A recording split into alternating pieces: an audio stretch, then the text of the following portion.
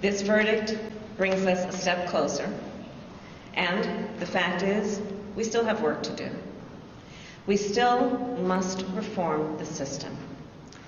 Last summer, together with Senator Cory Booker and Representative Karen Bass, I introduced the George Floyd Justice and Policing Act. This bill would hold law enforcement accountable and help build trust between law enforcement and our communities.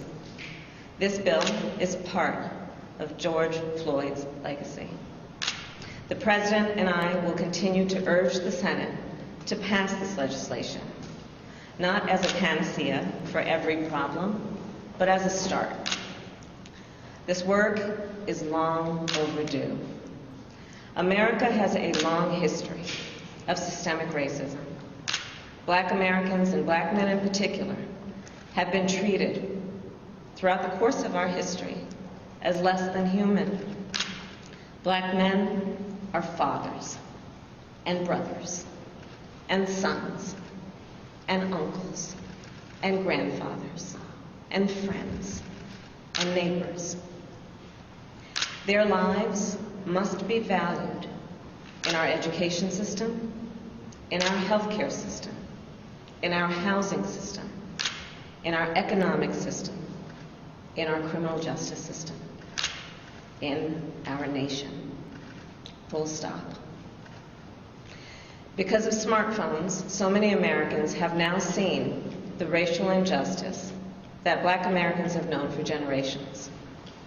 The racial injustice that we have fought for generations, that my parents protested in the 1960s, that millions of us, Americans of every race, protested last summer. Here's the truth about racial injustice. It is not just a Black America problem or a people of color problem. It is a problem for every American. It is keeping us from fulfilling the promise of liberty and justice for all.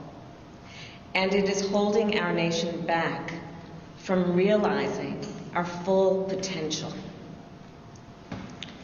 We are all a part of George Floyd's legacy, and our job now is to honor it and to honor him. Thank you. And now it is my great honor to introduce the President of the United States, Joe Biden.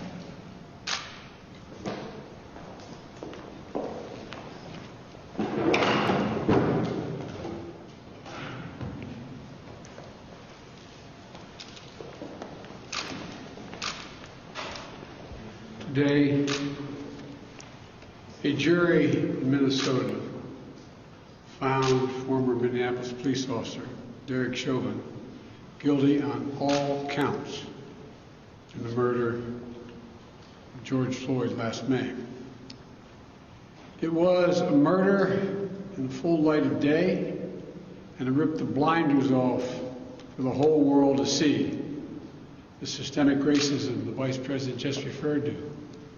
The systemic racism is a stain on our nation's soul. The knee on the neck of justice for Black Americans. Profound fear and trauma. The pain, the exhaustion that Black and brown Americans experience every single day. The murder of George Floyd launched a summer of protest we hadn't seen since the civil rights era in the 60s. Protests that unified people of every race and generation in peace and with purpose to say enough, enough, enough of the senseless killings. Today's verdict is a step forward.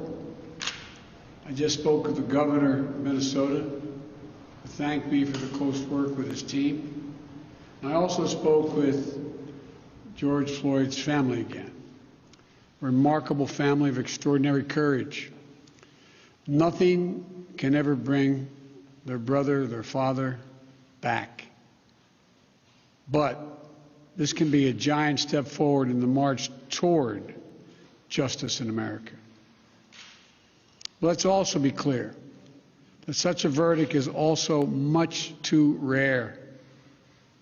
For so many people, it seems like it took a unique and extraordinary convergence of factors. A brave young woman with a smartphone camera, a crowd that was traumatized witnesses, a murder that lasts almost 10 minutes in broad daylight for ultimately the whole world to see.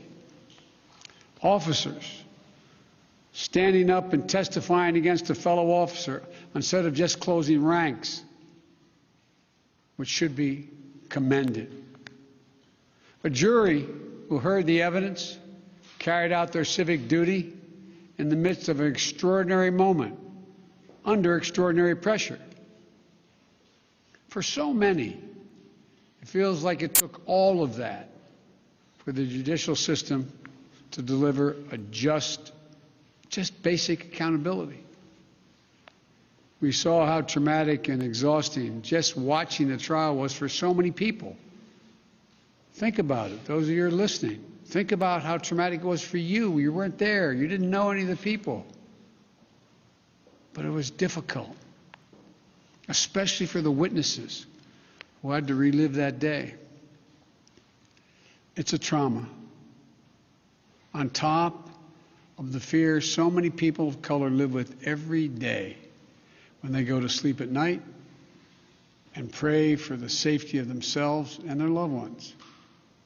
Again, as we saw in this trial from the fellow police officers who testified, most men and women who wear the badge serve their communities honorably.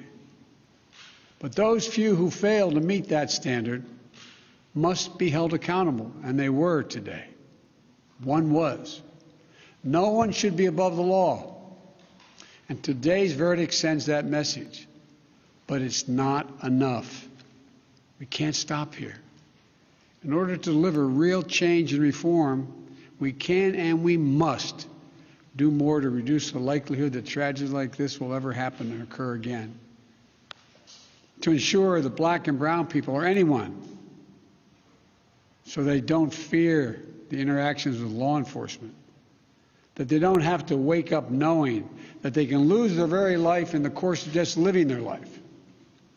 They don't have to worry about whether their sons or daughters will come home after a grocery store run, or just walking down the street, or driving their car, or playing in the park, or just sleeping at home.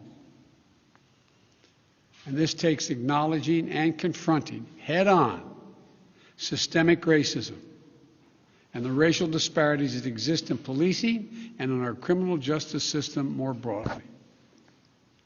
You know, state and local government and law enforcement needs to step up, but so does the federal government.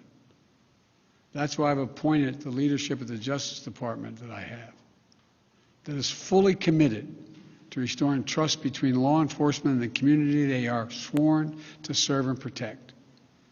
I have complete confidence in the Attorney General, General Garland's leadership and commitment. I've also nominated two key Justice Department nominees, Vanita Gupta and Kristen Clark, who are eminently qualified, highly respected lawyers who have spent their entire careers fighting to advance racial equity and justice. Vanita and Kristen have the experience and the skill necessary to advance our administration's priorities to root out unconstitutional policing and reform our criminal justice system, and they deserve to be confirmed. We also need Congress to act. George Floyd was murdered almost a year ago. There's meaningful police reform legislation in his name. You just heard the Vice President speak of it. She helped write it. Legislation to tackle systemic misconduct in police departments, to restore trust between law enforcement and the people they're entrusted to serve and protect. But it shouldn't take a whole year to get this done. In my conversations with the Floyd family, I spoke with them again today, I assure them we're going to continue to fight for the passage of the George Floyd Justice and Policing Act so I can sign into law as quickly as possible. There's more to do. Finally, It's the work we do every day to change hearts and minds as well as laws and policies. That's the work we have to do. Only then will full justice and full equality be delivered to all Americans. And that's what I just discussed with the Floyd family.